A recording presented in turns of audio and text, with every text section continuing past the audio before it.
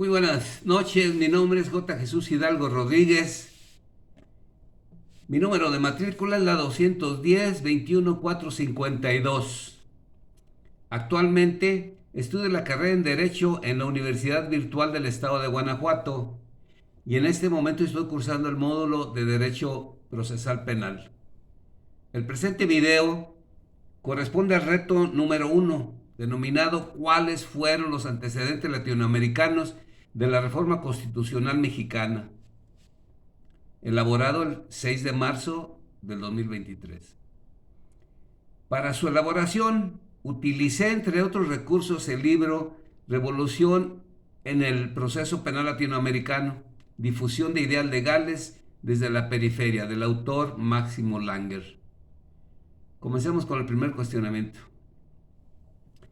¿A qué se refiere el autor cuando afirma que las reformas en materia de justicia penal se difundieron desde la periferia? Máximo Langer en su texto menciona que en materia de trasplantes legales, así como la difusión de leyes, normas y políticas públicas entre países, se realiza mediante dos modos diferentes. En un primer grupo de descripciones se enfatiza sobre los procesos y los incentivos comunes que los estados y los actores domésticos pueden enfrentar, mismos que podrían llevarlos a adoptar leyes y políticas públicas similares. En el segundo grupo de descripciones se enfatiza la discrecionalidad geográfica, es decir, las leyes, normas y políticas públicas son difundidas de países centrales a otros centrales o periféricos. Agrega el autor que en el derecho internacional los estados centrales podrán imponer leyes, normas y políticas públicas sobre otros estados, haciendo uso de la fuerza, amenazas u otros medios con el objeto de avanzar en sus propios intereses. Contrastando con los modelos descritos anteriormente, el autor señala que existe un tercer grupo, al cual denomina difusión desde la periferia. De esta forma, los países periféricos asumen un rol crucial en la difusión de leyes, normas y políticas públicas a otros países centrales o periféricos. Y destaca el hecho de que al considerar la posibilidad de que la difusión pueda ser iniciada desde los países periféricos o semiperiféricos, significará un mejor entendimiento de nuestro mundo globalizado.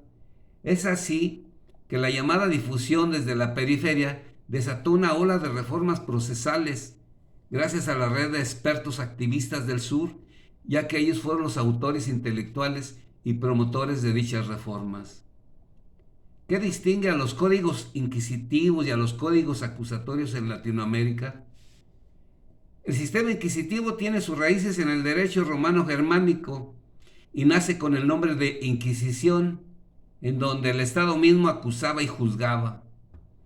Es importante señalar que España traía consigo esa forma de proceso inquisitivo y fue el encargado de difundirla en la mayoría de los territorios latinoamericanos, incluido México. Entre algunas de las características del sistema inquisitivo está el hecho de que demostró durante décadas su ineficiencia y su gran susceptibilidad a la corrupción y a la impunidad, en virtud de que las facultades de acusar y juzgar recaen en manos de una misma persona, es decir, el Ministerio Público y el Poder Judicial.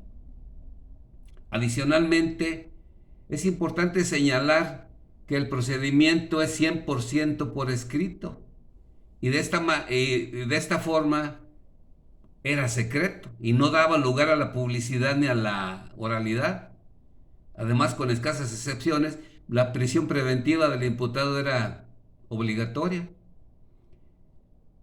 ocasionando dicha secrecía el desconocimiento para las partes involucradas, las cuales solamente a la hora de dictarse una resolución final se limitaban a saber si fue a su favor o no.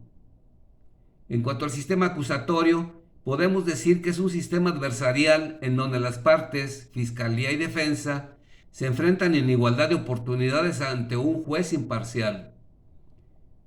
Y la razón de su origen fue la búsqueda de terminar con los abusos y arbitrariedades que se daban en los procedimientos en Inglaterra durante el siglo XVII en contra de los ciudadanos ingleses.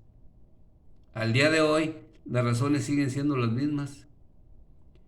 Su principal característica es la oralidad. Es por ello que todo juicio se desarrolla por medio de audiencias públicas, dependiendo mayormente de pruebas verbales. De esta forma, todo lo que forma parte del expediente se presentará oralmente, sin importar que sea una prueba física o algún documento. Este sistema acusatorio se rige por varios principios contenidos en el artículo 20 de la Constitución Política de los Estados Unidos Mexicanos, mismos que buscan garantizar la seguridad y los derechos del individuo imputado, como son la oralidad, publicidad, contradicción, inmediación y la concentración. Adicionalmente, el Código Nacional de Procedimientos Penales prevé otros derechos humanos, como son el juicio previo y debido proceso, en el artículo 12, igualdad entre las partes, en el artículo 11, y la igualdad ante la ley, en el artículo 10. ¿Cómo influyeron los actores internacionales en la formación y expansión de la red de activistas y reformadores en América Latina? Al respecto, es importante considerar que la red de activistas y reformadores fueron capaces de convencer a los actores internacionales y domésticos que la adopción de los nuevos códigos procesales penales coadyuvaría a la obtención de los objetivos de los diferentes actores, entre ellos la USAID, agencias y bancos internacionales, los cuales se encontraban en la búsqueda de sistemas legales latinoamericanos con el objeto de incentivar la economía y la democracia. Lo anterior contribuyó a la diseminación de las reformas, generando una presión de grupo sobre los actores de países que aún no habían introducido reformas, contribuyendo a un efecto en cascada.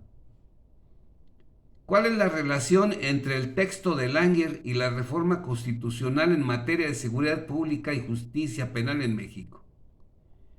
La relación radica en el hecho de que Langer coloca a nuestro país como uno de los países que fueron los últimos en dar el paso a la transición democrática en comparación en Latinoamérica, lo que ocasionó que el Alto Comisionado de los Derechos Humanos difundiera a finales del 2003 un informe en el que hacía público que en nuestro país se violaba de manera sistemática y generalizada los derechos humanos de acceso a la justicia, libertad y debido proceso de los involucrados en procesos judiciales del orden penal, instando al gobierno mexicano para que cumpliera los compromisos suscritos en los diversos tratados internacionales en la materia. Y no fue hasta el mes de junio del 2008 que se reformó la Constitución Política de los Estados Unidos Mexicanos, estableciendo el sistema penal acusatorio, publicándose el decreto el 18 de junio del mismo año. Por su atención, muchas gracias.